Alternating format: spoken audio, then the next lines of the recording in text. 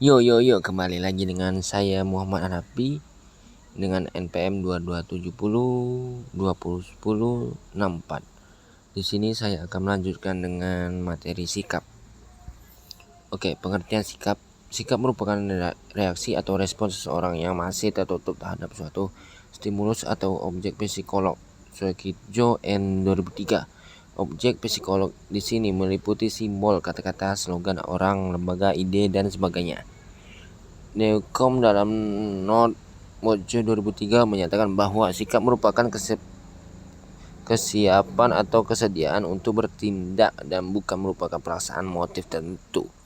Sikap belum merupakan suatu tindakan atau aktivitas, akan tetapi adalah merupakan predisposisi tindakan atau perilaku. Sikap adalah suatu bentuk evaluasi atau reaksi terhadap suatu objek memihak atau tidak memihak, yang merupakan keteraturan tertentu dalam hal perasaan, afeksi, pemikiran, kognisi, dan predisposisi tindakan konasi seseorang terhadap suatu aspek di lingkungan sekitarnya.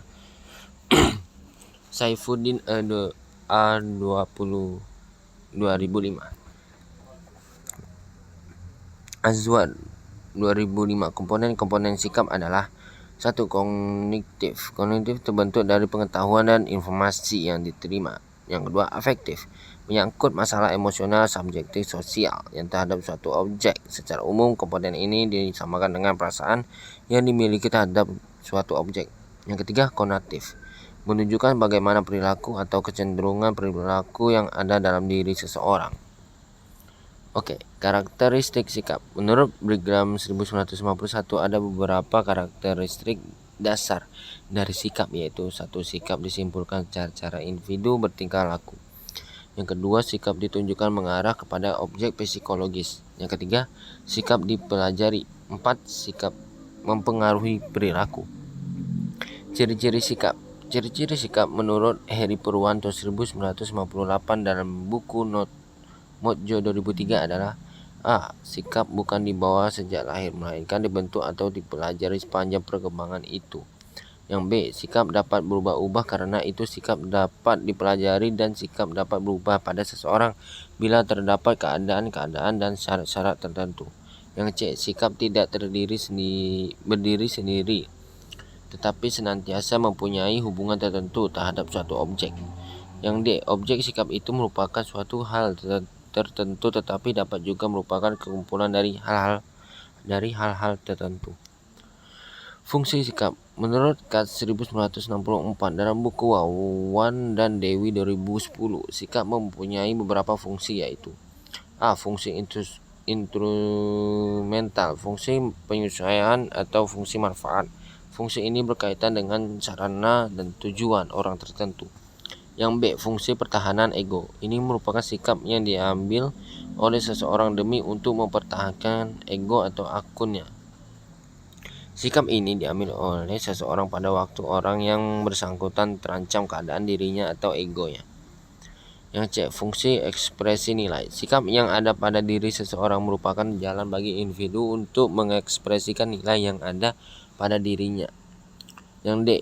Fungsi pengetahuan. Individu mempunyai dorongan untuk ingin mengerti dengan pengalaman-pengalamannya. Ini berarti bila seseorang mempunyai sikap tertentu terhadap suatu objek. Pembentukan dan perubahan sikap. Sikap dapat terbentuk atau berubah melalui 4 macam. Yang 1. Adopsi. Kejadian-kejadian dan peristiwa-peristiwa yang terjadi berulang-ulang dan terus-menerus. Yang kedua, diferensiasi. Dengan berkembangnya inteligensi, bertambahnya pengalaman, sejalan dengan bertambahnya usia, maka ada hal-hal yang tadinya dianggap sejenis. Yang ketiga, integrasi. Pembentukan sikap di sini terjadi secara bertahap. Yang keempat, trauma. Trauma adalah pengalaman yang tiba-tiba mengejutkan, yang meninggalkan kesan mendalam pada jiwa orang yang bersangkutan. Proses pembentukan dan perubahan sikap. Pada dasarnya, sikap bukan merupakan suatu pembawaan, melainkan hasil interaksi antara individu yang dengan lingkungan, sehingga sikap bersifat dinamis.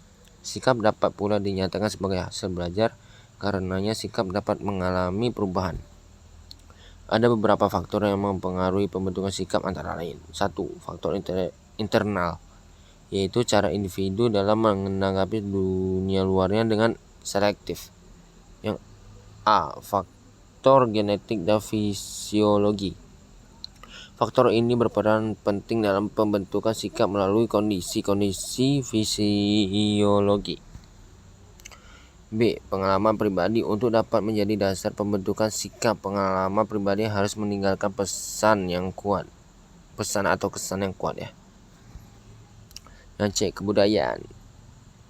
B.F. Skinner dalam S2 2005 menekankan pengaruh lingkungan termasuk kebudayaan dalam membentuk kepribadian seseorang. D.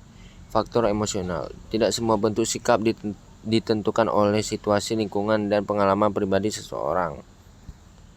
Yang kedua, faktor eksternal, yaitu keadaan-keadaan yang ada di luar individu yang merupakan stimulus untuk membentuk atau mengubah sikap.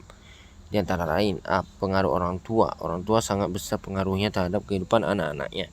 B. Kelompok sebaya atau kelompok masyarakat. Pada umumnya, individu bersikap konformis sesuai atau searah dengan sikap orang-orang yang dia anggapnya penting.